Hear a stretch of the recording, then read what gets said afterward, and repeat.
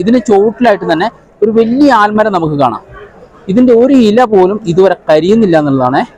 അതാണ് അതിന്റെ ഏറ്റവും വലിയ പ്രത്യേകത. ഇത്രയും ചൂടിന്റെ അടുത്ത് നിന്നിട്ടും ഇലകൾ കരിയുന്നില്ല എന്ന് മാത്രമല്ല, പുതിയ പുതിയ ഇലകൾ തളിർത്തുകൊണ്ടിരിക്കുകയാണെന്നുള്ളതാണ്. നമസ്കാരം, എല്ലാവർക്കും ജിത്തൂസ് ജാനിയുടെ പുതിയൊരു അധ്യായത്തിലേക്ക് ഹൃദയം നിറഞ്ഞ സ്വാഗതം. അപ്പൊ നമ്മൾ ഇന്നത്തെ വീഡിയോ കണ്ടല്ലോ അല്ലെ, നമ്മുടെ ക്ഷേത്ര ദർശനങ്ങളെല്ലാം കഴിഞ്ഞ് നമ്മൾ എരുമേലിയിൽ എത്തിയിരിക്കുകയാണ്. എരുമേലിയിൽ നമ്മുടെ പേട്ടതുള്ളലുണ്ട്, നമ്മുടെ കൂടെ കുറെ കന്യാസ്വാമിമാരുണ്ട്. ഇവരൊക്കെ പേട്ട തുള്ളിച്ച് ഇനി ഇവിടുന്ന് ഒരു പേട്ടതുള്ളി കുളിയൊക്കെ കഴിഞ്ഞ് ആ കളർ ആ ചായങ്ങളെല്ലാം കഴുകി കളഞ്ഞ് ഇനി നമ്മൾ നേരെ പമ്പയിലേക്ക് പോവാണ്. പമ്പയിൽ എപ്പോൾ എത്തുമെന്ന് പറയാൻ പറ്റില്ല, പമ്പയിൽ നിന്ന് സന്നിധാനത്ത് എപ്പോൾ എത്തുമെന്നൊന്നും പറയാൻ പറ്റില്ല. ഓൾമോസ്റ്റ് ഇപ്പോൾ തിരക്ക് കുറവാണ്.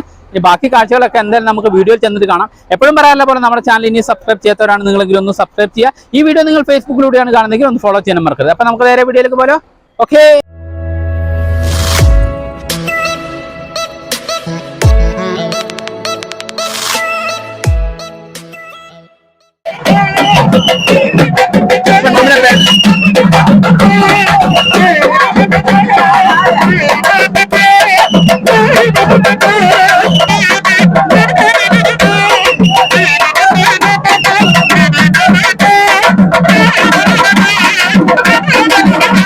അവരുടെ പള്ളി, ഈ പള്ളിയിലേക്കാണ് നമ്മൾ പേട്ടകൊള്ളി തൊട്ടി കയറുന്നത്. അപ്പൊ വലിയൊരു മതസൗഹാർദ്ദയുടെ ഭാഗം കൂടിയാണ്. ശബരിമലയിൽ നമ്മൾ എങ്ങനെയാണോ കാണിക്കകള് അർപ്പിക്കുന്നത് അതേ ഭയഭക്തിയോട് കൂടി തന്നെയാണ് അവരുടെ പള്ളിയിൽ നമ്മൾ ഈ വഴിപാടുകളെല്ലാം സമർപ്പിക്കുന്നത് എന്നതാണ്.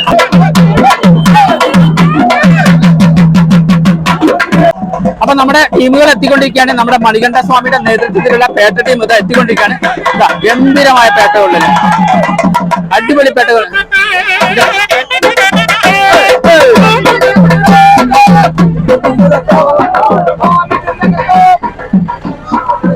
അപ്പൊ നമ്മൾ പേട്ട ടീമുമായിട്ട് അവരുടെ പള്ളിക്ക് സമീപം വന്നു. അവിടുന്ന് നമ്മൾ വെല്ലിയമ്പലത്തിലേക്ക് വന്നിരിക്കുകയാണ്. ഇവിടുന്നാണ് ഇനി പേട്ട പൊട്ടി തകർക്കുന്നത്.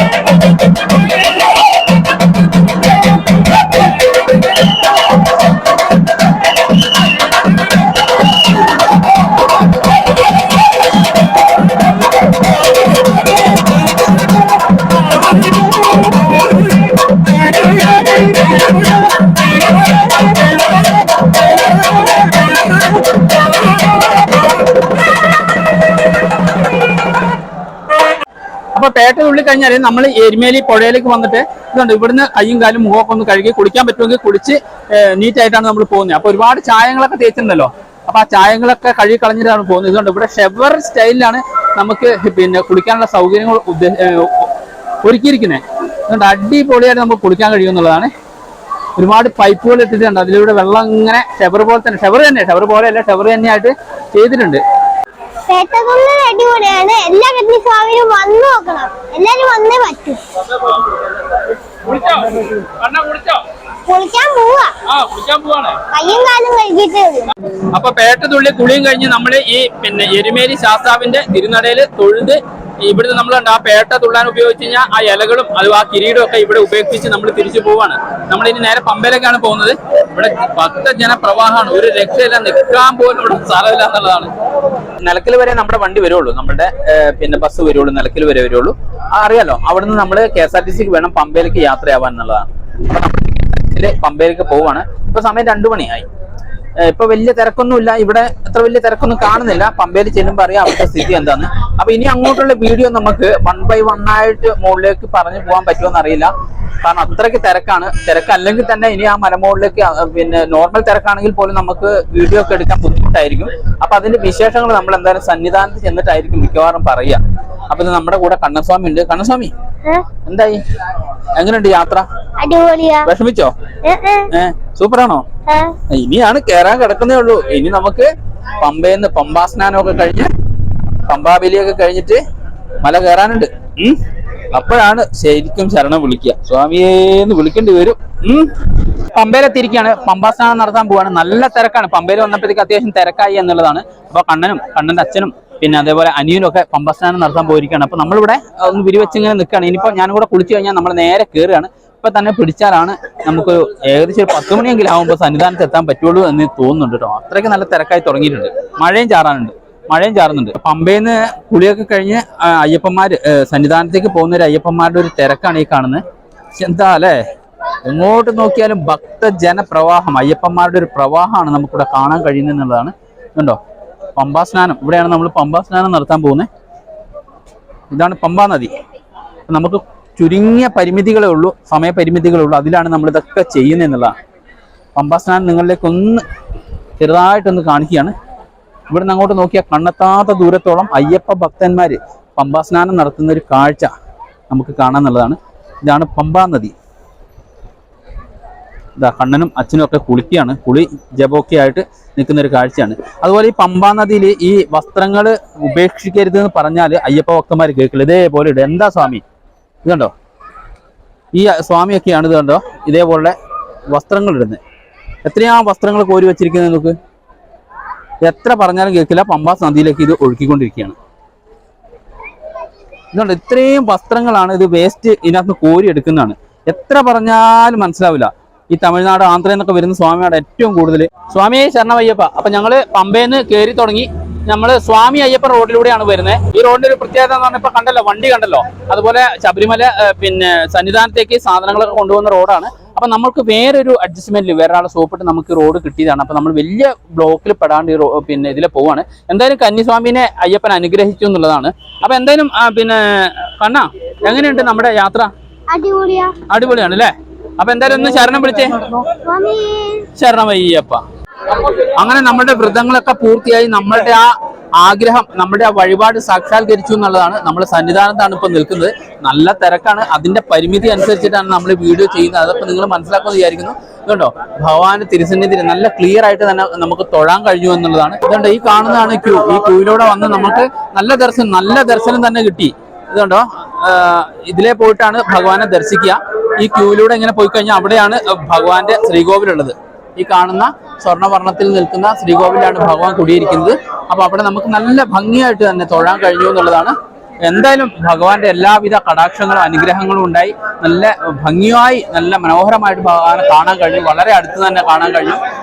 എന്തായാലും ഒരുപാട് സന്തോഷം തോന്നിയ ഒരു നിമിഷമാണ് ഇത് എന്നുള്ളതാണ്. സന്നിധാനത്ത് ഇങ്ങനെ നിൽക്കുമ്പോൾ, അല്ലെങ്കിൽ ഇതിലെ ഈ സന്നിധാനത്തിന്റെ ഒരു ഭാഗം നിങ്ങളെ കാണിച്ചു തരുമ്പോൾ അത് അറിയിക്കാൻ കഴിയാത്തൊരു അനുഭൂതിയാണ്. ഒരുപാട് സൗണ്ടുകളാണ്, ഒരുപാട് ശബ്ദങ്ങളൊക്കെ ഉണ്ട് ഇവിടെ. അതൊക്കെ നിങ്ങൾ മനസ്സിലാക്കുമെന്ന് വിചാരിക്കുന്നു. ആ ഭഗവാനെ ഒരു നോക്ക് കാണാൻ വേണ്ടി ഓരോ ദിവസവും പതിനായിരക്കണക്കിന് ഭക്തജനങ്ങളാണ് ശ്രീകോവിലേക്ക് പ്രവേശിച്ചുകൊണ്ടിരിക്കുന്നത്, അല്ലെങ്കിൽ ആ ഭഗവാന്റെ മുന്നിലേക്ക്, ശ്രീകോവിലിന്റെ മുന്നിലേക്ക് എത്തിക്കൊണ്ടിരിക്കുന്നത് എന്നുള്ളതാണ്. അതുകൊണ്ട് ഈ അയ്യപ്പന്മാരൊക്കെ ഇനി എപ്പോഴാണ് നമുക്ക് അയ്യപ്പന്മാർക്ക് ദർശനം കിട്ടുക എന്ന് പറയാൻ കഴിയില്ല. അപ്പോൾ എന്തായാലും നമുക്ക് ഹരിവരാസനത്തിന് മുമ്പായിട്ട് തന്നെ ഈ അയ്യപ്പന്മാർക്കൊക്കെ ദർശനം കിട്ടട്ടെ എന്ന് നമുക്ക് പ്രാർത്ഥിക്കുകയാണ്. ഇതുപോലുള്ള ഞെരുങ്ങിയ ക്യൂയിലൂടെ തന്നെയാണ് നമ്മൾ ഈ നടപ്പന്തലിൽ നിന്ന് ഈ സന്നിധാനത്തേക്ക് എത്തിയിരിക്കുന്നത്. അതുവരെ നമുക്ക് വലിയ കുഴപ്പമൊന്നുമില്ലായിരുന്നു കേട്ടോ. ഓരോ ഭക്തജനങ്ങളും, ആയിരക്കണക്കിന് ഭക്തജന കൂട്ടങ്ങളാണ് നമുക്ക് ആ ഭഗവാനെ ഒരു നോക്ക് കാണാനായിട്ട് ആ ശ്രീകോവിലിന്റെ മുന്നിലേക്ക് എത്തുന്നൊരു കാഴ്ച നമുക്ക് ഇവിടുന്ന് കാണാൻ കഴിയുന്നത് എന്നുള്ളതാണ്. വിവേകാനന്ദന് വന്നാൽ ഇതുപോലെ ഒരുപാട് സൗകര്യങ്ങളുണ്ട്. നമുക്ക് നല്ല അടിപൊളിയായിട്ടുള്ള ഒരു ഡോർമെറ്ററി റൂം തന്നെ ഇവിടെ അറേഞ്ച് ചെയ്തിട്ടുണ്ട്. അപ്പൊ ഇവിടെ നമ്മൾ കുളിയൊക്കെ കഴിഞ്ഞ് നമ്മളൊന്ന് ഫ്രഷായി നമ്മളൊരു ചെറിയൊരു വെള്ളമൊക്കെ കഴിച്ചു. ഇനി നമ്മൾ കൊണ്ടുവന്നിട്ടുള്ള കെട്ടുകളില് പിന്നെ അതിനകത്ത് മുദ്രയുണ്ട്, അതുപോലെ അവല് മലര്, അങ്ങനെയുള്ള സാമഗ്രികളെല്ലാം ഉണ്ട്. ഇതെല്ലാം നമ്മൾ അറേഞ്ച് ചെയ്തിട്ട് ചെയ്യേണ്ട കുറച്ച് കാര്യങ്ങളുണ്ട്. മാളികപ്പുറത്ത് ഇത് സമർപ്പിക്കേണ്ട കുറച്ച് കാര്യങ്ങളുണ്ട്. അപ്പൊ നമ്മൾ കെട്ട് അഴിക്കുകയാണ്. അതിന് ഗുരുസ്വാമിമാർ ഒരുപാട് പേരുണ്ട്. അപ്പൊ ആ കാഴ്ച കൂടെ നിങ്ങളിലേക്ക് ഒന്ന് എത്തിക്കുകയാണ്. ഇതെല്ലാം നമ്മുടെ വണ്ടിയിൽ വന്ന ആൾക്കാരാണ്. 2 റൂമിലായിട്ടാണ് നമ്മൾ പിന്നെ അറേഞ്ച് ചെയ്തിട്ടുള്ളത്. നമ്മുടെ അവലും മലരും ഇതെല്ലാം നമ്മൾ വലിയൊരു ബേസിനിലേക്ക് മാറ്റി ഇതിനി അഭിഷേകത്തിന് കൊണ്ടുപോവാണ്. അങ്ങനെ ഓരോ കാര്യങ്ങളും നമുക്ക് അഭിഷേകത്തിന് കൊണ്ടുപോകേണ്ടതായിട്ടുണ്ട്. ഈ വസ്തുക്കളില് തേനടക്കം ഒരുപാട് പിന്നെ വസ്തുക്കളാണ് ഇതിനകത്തുള്ളത്. കൽക്കണ്ടം, മുന്തിരി, തേന്, ഇതെല്ലാം കൂടെയാണ് നമ്മൾ അഭിഷേകത്തിനായിട്ട് ഒരുക്കി കൊണ്ടുപോകുന്നത്. അപ്പൊ നമ്മുടെ കൂടെ ഒരുപാട് ഗുരുസ്വാമിമാരുണ്ട്. നമുക്കറിയാം, നമ്മുടെ വീടിനടുത്ത് കുപ്പാടിയുള്ള മൻസ്വാമിയാണ്. അപ്പൊ നമുക്ക് ഇന്ന് മൻസ്വാമിയുടെ നേതൃത്വത്തിലാണ് ഇവിടുത്തെ അഭിഷേകത്തിനുള്ള ഒരുക്കങ്ങളൊക്കെ നടത്തിക്കൊണ്ടിരിക്കുന്നത്. നമ്മളുടെ എല്ലാ നെയ്ത്തങ്ങ മുദ്രകളും പൊട്ടിച്ച് ഇതുണ്ടോ ഈ വലിയൊരു പാത്രത്തിലേക്ക് മാറ്റുകയാണ്. ഇനി നമ്മൾ ഇത് നേരെ പിന്നെ അഭിഷേകത്തിനായിട്ട് കൊണ്ടുപോകും. അവിടെ അഭിഷേകം നടത്തിയതിന് ശേഷം 3:30ക്കാണ്, ഇനിയിപ്പോ വെളുപ്പിന് 3:30 നിർമ്മാല്യത്തിലാണ് അഭിഷേകം നടക്കുക. ആ അഭിഷേകം കഴിഞ്ഞ് ഇതിനകത്തൊരു ഭാഗം നമുക്ക് തിരിച്ചു തരികയാണ് ചെയ്യുക. അപ്പൊ ഈ കെട്ടിൽ നമ്മൾ വഴിപാടായിട്ട് ഇടുന്ന കാണിപ്പണം നമുക്ക് ഇവിടെ കാണാം. അത് കഴിഞ്ഞാൽ ഇങ്ങോട്ട് വന്നു കഴിഞ്ഞാൽ ഇവിടെ നമ്മൾ കെട്ടിലിട്ടിട്ടുള്ള പിന്നെ അരി ആ അരിയുടെ കൂടെയാണ് നമ്മൾ ഈ കാണിപ്പണം ഇടുക. അതും നമ്മൾ അങ്ങോട്ട് മാറ്റുകയാണ്. അത് കഴിഞ്ഞ് കഴിഞ്ഞാൽ ഇതാ നമുക്ക് ഈ അവലും മലരും ഒക്കെ ഉണ്ട്, നമ്മൾ നേരത്തെ കണ്ട അവലും മലരും. ഇതും നമുക്ക് അഭിഷേകം നടത്തിയതിന് ശേഷം ഇതിന്റെ ഒരു വിഹിതം നമുക്ക് തരികയാണ്. ഇതാണ് നമ്മുടെ കെട്ടുനിറക്കി വന്നവരും വീടിനടുത്തുള്ളവരും അയൽവാസികൾക്കൊക്കെ നമ്മൾ തിരിച്ചു പോയിട്ട് കൊടുക്കുന്ന ഇവിടുത്തെ പ്രസാദത്തിന്റെ ഒരു ഭാഗം. അത് കഴിഞ്ഞാൽ ഇതിനകത്ത് മറ്റു കുറെ സാധനങ്ങൾ ഉണ്ടാവും. നമുക്ക് കർപ്പൂരമുണ്ട്, അതുപോലെ പനിനീരുണ്ട്, ചന്ദനത്തിരിയുണ്ട്, അതുപോലെ പട്ടുണ്ട്. ഇതെല്ലാം നമ്മൾ മാളികപ്പുറം ദേവിക്ക് സമർപ്പിക്കുകയാണ്. അപ്പൊ ഇതും നമുക്ക് ഇനി കാണാം ഇത് എങ്ങനെയാണ് സമർപ്പിക്കുന്നതെന്നൊക്കെ കാണാം. അപ്പൊ കന്യാസ്വാമിമാർക്ക് വേണ്ടിയാണ് ഈ പട്ട് നമ്മൾ കൊണ്ടുവന്നിട്ടുള്ളത്. അപ്പൊ ഇത്തരത്തിലുള്ള ഒരുപാട് കാര്യങ്ങളാണ് ഇവിടെ നമ്മൾ ഈ റൂമിൽ അറേഞ്ച് ചെയ്തുകൊണ്ടിരിക്കുന്നത്. ശരിക്കും 11 മണി കഴിഞ്ഞു, ഹരിവരാസനമൊക്കെ കഴിഞ്ഞു, നടയടച്ചു. ഈ അയ്യപ്പ ഭക്തന്മാർക്ക്, ഈ സ്വാമിമാർക്ക് ഇതുവരെ ദർശനം കിട്ടിയില്ല. ഇനി ഇവർക്ക് രാവിലെ പുലർച്ചെ 3 മണിക്കാണ് ദർശനം കിട്ടുക. അപ്പൊ ഈ കെട്ടോട് കൂടി തന്നെ നമ്മൾ ഈ 18ാം പടി കടന്ന് പിന്നെ ഹരിഹരസുധനെ ദർശിക്കുമ്പോഴാണ് നമുക്ക് ആ ദർശന പുണ്യം ലഭിക്കുക എന്നുള്ളതാണ്. ഇനി ഇവർ നേരെ ചിലപ്പോൾ റൂമിലേക്ക് പോയിട്ട് നാളെ വന്നിട്ടായിരിക്കും ആ 3 മണിക്ക് നിർമാല്യത്തിനായിരിക്കും നമുക്ക് ആ ഭഗവാനെ ദർശിക്കാൻ കഴിയുക എന്നുള്ളതാണ്. അപ്പോൾ ചില സമയങ്ങളിൽ നമ്മൾ തിരക്കിലും ക്യൂലും ഒക്കെ പെട്ടുപോകുമ്പോൾ പറ്റുന്ന അനുഭവങ്ങളാണ്. അപ്പോൾ നിങ്ങളൊക്കെ അതനുസരിച്ച് ഇനി എത്ര നമ്മൾ ശ്രദ്ധിച്ചാലും നമ്മുടെ ഭാഗ്യം പോലെ ഇരിക്കും എന്നുള്ളതാണ്. അതിൽ കൂടുതലൊന്നും നമുക്ക് പറയാനില്ല.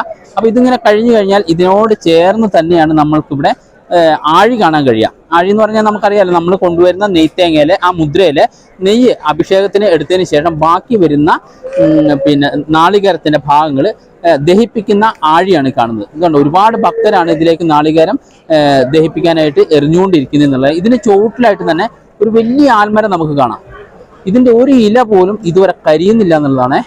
അതാണ് അതിന്റെ ഏറ്റവും വലിയ പ്രത്യേകത. ഇത്രയും തീ ചൂടിന്റെ അടുത്ത് നിന്നിട്ടും ഇലകൾ കരിയുന്നില്ല എന്ന് മാത്രമല്ല, പുതിയ പുതിയ ഇലകൾ തളിർത്തുകൊണ്ടിരിക്കുകയാണെന്നുള്ളതാണ്. കണ്ടോ, ശരിക്കും ഇത്രയും അഗ്നിനാളത്തിന്റെ ഇത്രയും തീ ചൂടിന്റെ അടുത്ത് നിൽക്കുന്ന മരം തന്നെ ഉണങ്ങി പോകേണ്ടതാണ്.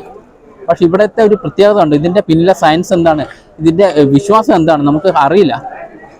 അതാണ് ഓരോ ഭക്തന്മാരെയും വീണ്ടും വീണ്ടും വീണ്ടും എത്തിക്കുന്നത്. കണ്ടോ, ഒരുപാട് അയ്യപ്പ ഭക്തന്മാരാണ് നാളികേരത്തിന്റെ ഭാഗങ്ങൾ അതിലേക്ക് പിന്നെ ദഹിപ്പിക്കാനായിട്ട് എറിഞ്ഞുകൊണ്ടിരിക്കുന്നത്. നമ്മൾക്ക് ഇങ്ങനെ ബസ്സൊക്കെ കിട്ടി, നമുക്ക് റൂമൊക്കെ കിട്ടിയോണ്ട് നമുക്ക് വലിയ കുഴപ്പമില്ലാണ്ട് നമുക്ക് അഭിഷേകം നടക്കാനും റൂം സൗകര്യവും കിടക്കാനുള്ള സൗകര്യം ബാത്റൂം സൗകര്യം ഒക്കെ ഉണ്ട്. അതുകൊണ്ട് ഒരുപാട് അയ്യപ്പന്മാര് വന്നിട്ട് റൂമില്ലാതെ അവര് ഇവിടെ തന്നെയാണ് വിരി വെച്ചതും അതുപോലെ തന്നെ അവരുടെ അഭിഷേകത്തിനുള്ള കാര്യങ്ങളെല്ലാം അറേഞ്ച് ചെയ്യുന്നതാണ്. കണ്ണെത്താത്ത ദൂരത്തോളം അയ്യപ്പന്മാർ ഇങ്ങനെ നിരന്ന് കിടക്കുന്ന ഒരു കാഴ്ച, ഈ വിരിയിൽ കിടക്കുന്ന കാഴ്ചയാണ് നമുക്ക് കാണാൻ കഴിയുന്നത്. അത് മഴയില്ലാത്തതുകൊണ്ട് വലിയ കുഴപ്പമില്ല, മഴയും കൂടെ ഉണ്ടെങ്കിലുണ്ടല്ലോ ഒന്ന് അവസ്ഥ ഒന്ന് ആലോചിച്ച് നോക്ക്. ഈ അയ്യപ്പ സന്നിധാനത്ത് വരുന്ന ഭക്തജന പ്രവാഹമാണ് ഇത് കാണുന്നത്. എല്ലാ ക്ഷേത്രത്തിലും വരുമ്പോഴും നമ്മൾ ആ ക്ഷേത്രത്തിന്റെ ഐതിഹ്യം ചെറുതായിട്ടൊന്ന് പറയുന്നുണ്ട്. നമ്മളും ഇതിന്റെ പൂർണ്ണ രൂപമൊന്നും നമുക്ക് പറയാൻ കഴിയില്ല. എങ്കിലും ഇതിന്റെ ഒരു രത്ന ചുരുക്കം മാത്രം അറിയാത്ത കുട്ടികളിലേക്ക്, അറിയാത്ത ആളുകളിലേക്ക് ഒന്ന് ഇറക്കുകയാണ് എന്നുള്ളതാണ്. അപ്പൊ ഇതിന്റെ ഒരു ഐതിഹ്യം എന്ന് പറയുന്നത്, അല്ലെങ്കിൽ നമ്മൾ നെയ്ത്തേങ്ങ നിറയ്ക്കുന്നുണ്ടല്ലോ, ആ നെയ്ത്തേങ്ങയുടെ ഒരു കാര്യം എന്ന് പറയുന്നത്, ഈ ആ തേങ്ങ, ആ നാളികേരം നമ്മുടെ ശരീരമായിട്ടാണ് നമ്മൾ കണക്കാക്കുന്നത്. തേങ്ങാവിളി നമ്മുടെ ശരീരത്തെ പാവങ്ങളായിട്ടാണ് നമ്മൾ കണക്കാക്കുന്നത്. അതിനെ മാറ്റിക്കൊണ്ട് പരിശുദ്ധമായ നെയ്യ് നിറയ്ക്കുകയാണ്. ആ നെയ്യ് നമ്മുടെ ആത്മാവും നാളികേരം നമ്മുടെ ഭൗതിക ശരീരവുമായിട്ടാണ് കണക്കാക്കുന്നത്. അങ്ങനെ നമ്മൾ എങ്ങനെയാണോ അയ്യപ്പസ്വാമി ശാസ്താവിന്റെ ആ പിന്നെ പ്രതിഷ്ഠയിലേക്ക് ലയിച്ചത്, അതുപോലെ തന്നെ നമ്മുടെ ആത്മാവ് ഈ പിന്നെ പ്രതിഷ്ഠയിലേക്ക്, അയ്യപ്പസ്വാമിയുടെ അല്ലെങ്കിൽ ശാസ്താവിന്റെ പ്രതിഷ്ഠയിലേക്ക് മനസ്സാകുന്ന നമ്മുടെ ആത്മാവാകുന്ന ആ നെയ്യ് അതിലേക്ക് ലയിക്കുകയാണ്. ബാക്കി നമ്മുടെ ഭൗതിക ശരീരം, ഇവിടെ ഒരു ആഴിയുണ്ട്, ആ ആഴിയിലേക്ക് പിന്നെ ദഹിപ്പിക്കുകയാണ്. ഇതോടുകൂടി 41 ദിവസത്തെ വ്രതം നമ്മൾ കംപ്ലീറ്റ് ആക്കി കഴിയുമ്പോൾ നമ്മളൊരു ശുദ്ധമായ മനുഷ്യനായി മാറി എന്നുള്ളതാണ്. അങ്ങനെ നമ്മൾ 18ാം പടി ഒരുപാട് കാര്യങ്ങളുണ്ട്. നമ്മളെ ഒരു കോടിയെ കുറിച്ച് ചെറുതായിട്ടൊന്ന് പറയാണ്. നമ്മൾ ഇത്രയും 41 ദിവസത്തെ നോയമ്പും കഴിഞ്ഞ് നമ്മൾ 18ാം പടി കയറുമ്പോൾ നമ്മൾ അയ്യപ്പനെ അല്ല കാണുന്നത്. ആദ്യം അതാണ് മനസ്സിലാക്കേണ്ടത്. 18ാം പടി കയറി കഴിയുമ്പോൾ നമ്മൾ കാണുന്നത് തത്വമസി, അത് നീയാകുന്നു. നീ ആരെയാണോ കാണാൻ വന്നത് ആ ആളായി മാറിക്കഴിഞ്ഞു. ഈ 41 ദിവസം കൊണ്ട് നമ്മുടെ പിന്നെ മോഹ, ലോഭ, ക്രോധ എല്ലാ വികാരങ്ങളെയും ഒതുക്കി ഒരു പച്ചയായ മനുഷ്യനായി മാറി എന്നുള്ളതാണ്. അതായത് ഈശ്വരൻ ആയി മാറി എന്നുള്ളതാണ്. ഈശ്വരനെ പോലെയല്ല, സ്വാമിയായി മാറി എന്നുള്ളതാണ്. ഓരോ പിന്നെ അയ്യപ്പന്മാരും മാലയിടുന്ന അന്ന് തൊട്ട് ആ അയ്യപ്പനും ദൈവവും മനുഷ്യനും അടുത്തു എന്നുള്ളതാണ്. ആ ഒരു ബന്ധം ഊട്ടിയുറപ്പിച്ച് നമ്മൾ സന്നിധാനത്തെത്തും നമ്മുടെ മനസ്സും ശരീരവും ക്ലിയർ ആയി എന്നുള്ളതാണ്. ഈ ഒരു രത്ന ചുരുക്കം പറഞ്ഞുകൊണ്ട് നമ്മൾ ഇന്നത്തെ വീഡിയോ ഈ സന്നിധാനത്ത് നിന്ന് അവസാനിപ്പിക്കുകയാണ്. അപ്പൊ ഇന്നത്തെ വീഡിയോ നിങ്ങൾക്ക് എല്ലാവർക്കും ഇഷ്ടമായി എന്ന് വിശ്വസിക്കുകയാണ്. ഇഷ്ടമായ ലൈക്ക് ചെയ്യണം, ഷെയർ ചെയ്യണം, അതുപോലെ തന്നെ നിങ്ങളുടെ വിലയേറിയ അഭിപ്രായങ്ങളും താഴെ രേഖപ്പെടുത്തണം എന്നുള്ളതാണ്. അപ്പൊ ഇനിയും പുതുമയുള്ള പുതിയ പുതിയ വീഡിയോകളുമായി ഞങ്ങൾ എത്തുന്നവരെ എല്ലാവർക്കും ഗുഡ് ബൈ.